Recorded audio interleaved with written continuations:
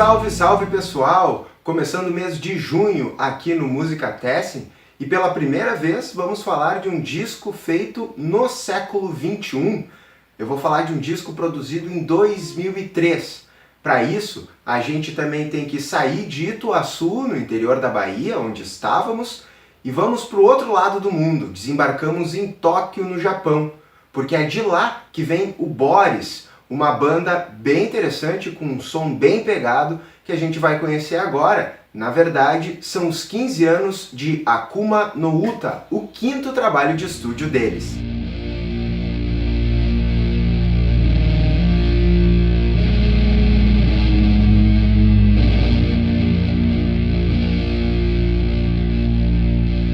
O Boris surgiu em 1992 como um quarteto, mas quando eles lançaram o disco de estreia em 96, já eram um trio. Atsuo na bateria e voz, e que acaba sendo o líder da banda, as entrevistas normalmente são feitas com ele, a guitarrista Wata e também o baixista guitarrista, que ele toca um baixo guitarra de 2 braços, Takeshi. O Takeshi também é vocalista e nesse disco, Akuma no Uta, os principais vocais são dele. O nome da banda, Boris, veio de uma música do Melvins e por aí a gente já começa a perceber um pouco qual é o estilo desse grupo. Assim como o Melvins, o Boris é difícil de rotular e na verdade isso é até um certo esforço da banda. Os integrantes inclusive não gostam de ser chamados de um tipo específico de gênero musical e eles mudam muito de gênero de um álbum para outro. Eles continuam na ativa e já lançaram 24 discos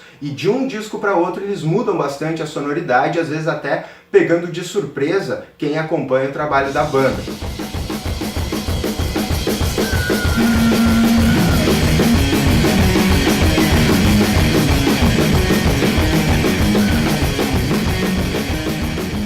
Akuma no Uta, que é o título do álbum, pode ser traduzido como A Canção do Diabo ou A Canção do Mal. Aqui o Boris traz essa diversidade de estilos e de sonoridade de uma música para outra. Eles têm uma pegada experimental e a gente percebe que eles transitam entre o rock, o punk, hardcore e o metal também, com doses de psicodelia e às vezes um som um pouco mais viajandão assim, e até uma pegada mais roqueira mesmo. Então o disco acaba sendo classificado e acaba tendo características do chamado stoner rock, que por si só já compartilha aí características, elementos com o sludge metal. Mas também tem canções aqui que vão em direção ao heavy metal, inclusive com comparações, por exemplo, com o Motorhead.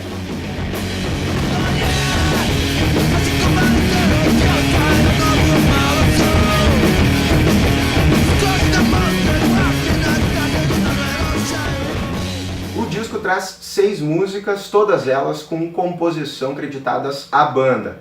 2 delas são instrumentais. A primeira, que é a intro, e a última, que é a faixa título do disco. As músicas também variam bastante de comprimento, tem músicas de mais de 12 minutos e outras com 3 minutos e pouco, e variam também na sonoridade, como eu falei. A intro, que tem esse som um pouco mais viajandão, não tem percussão e traz esses efeitos barulhentos também na música. E aí na sequência vem 2 mais rápidas, mais agressivas, com uma pegada bem mais heavy metal.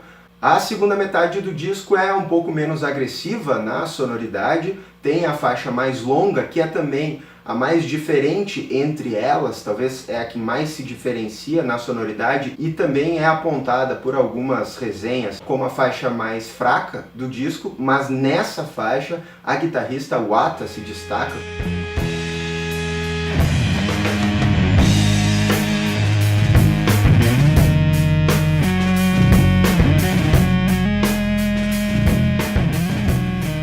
O disco foi gravado, mixado e masterizado em Tóquio no início de 2003, no Peace Music Studio. A produção é da própria banda. O Atsuo falou uma vez numa entrevista que eles gravaram esse disco em um único take, tudo em formato analógico. Segundo ele, eles fizeram isso para pegar a vibração da banda naquele momento e aproveitar, inclusive, ruídos e barulhos que normalmente seriam descartados, mas aproveitar para construir a sonoridade do álbum. O som da bateria, por exemplo, é bem rudimentar e exemplifica um pouco dessa tentativa, dessa estética que eles buscavam ao gravar o disco. Eles usam bastante distorção na guitarra, o feedback também para dar aquela barulheira padrão.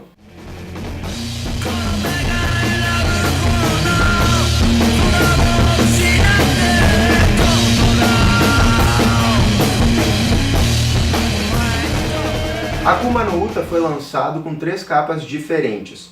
A primeira delas, a original, é essa arte minimalista assinada pelo próprio Atsuo. Mas foi uma outra capa que me chamou a atenção e daí eu fui escutar o disco. Eles fizeram uma homenagem ao Nick Drake numa segunda capa, fazendo uma paródia ali, uma réplica da capa do Brighter Later, que é um dos discos do Nick Drake. E se a gente for pensar, a sonoridade folk do Nick Drake não tem muito a ver, não tem quase nada a ver com a sonoridade do Boris. E aí numa entrevista também o Atsuo falou sobre isso, e ele falou que eles são influenciados sim pelo Nick Drake, ele gosta bastante das músicas do Nick Drake, e ele também falou a questão de que às vezes as pessoas acabam escutando só um estilo de música e deixam outros de lado, e que na verdade ele escuta todos os tipos de música e aprecia todos os gêneros, e por isso que ele resolveu fazer então essa homenagem. E aí eles lançaram uma terceira capa do álbum,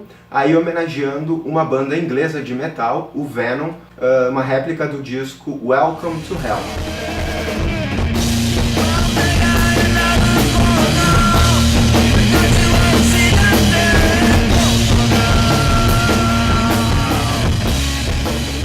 Akuma no Uta foi lançado em 6 de junho de 2003 pelo selo japonês Phalanx Records. Foi lançado nessa capa minimalista com 7 minutos a menos, porque nas versões seguintes a intro, que tinha menos de 3 minutos, acabou ficando com quase 10 minutos. E aí o disco ficou 7 minutos mais longo nas versões subsequentes. 2 anos depois, o disco foi lançado nos Estados Unidos pelo selo de heavy metal Southern Lord.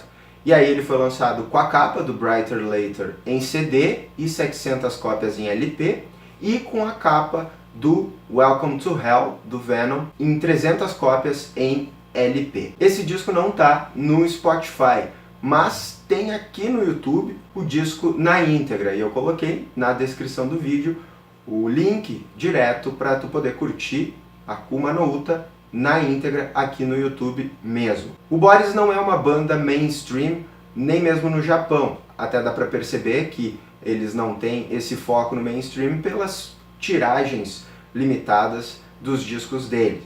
Mas eles têm um público bem cativo. E foi mais ou menos por volta do lançamento desse disco que o Boris começou a ser descoberto pela crítica aqui do Ocidente, pelo mercado aqui do Ocidente, recebeu ótimas resenhas e ótimas avaliações da crítica especializada. O site AllMusic, por exemplo, deu 4 estrelas de 5 e destacou 5 faixas como ótimas faixas dentre as 6 desse disco. Se tu ouve uma faixa aleatória, tu percebe influências variadas, que vão de Stooges a Motorhead e Blue Oyster Cult.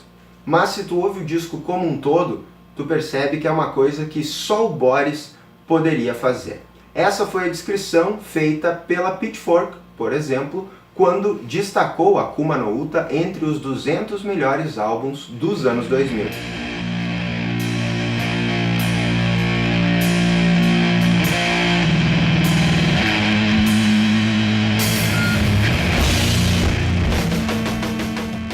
Disco eu destaco a faixa 2, Ibitsu. Acho que é uma das melhores músicas do álbum e também representa bem a sonoridade dele. Ela vem logo depois da intro e isso também dá força para ela dentro do álbum. Os ataques instrumentais aqui são bem agressivos, a música é bem rápida, trazendo à tona a influência hardcore punk que o Atsuo falou que eles têm nessa sonoridade que acaba indo em direção ao heavy metal. O link para a faixa na íntegra vai aparecer e essa faixa tá com a legenda em português.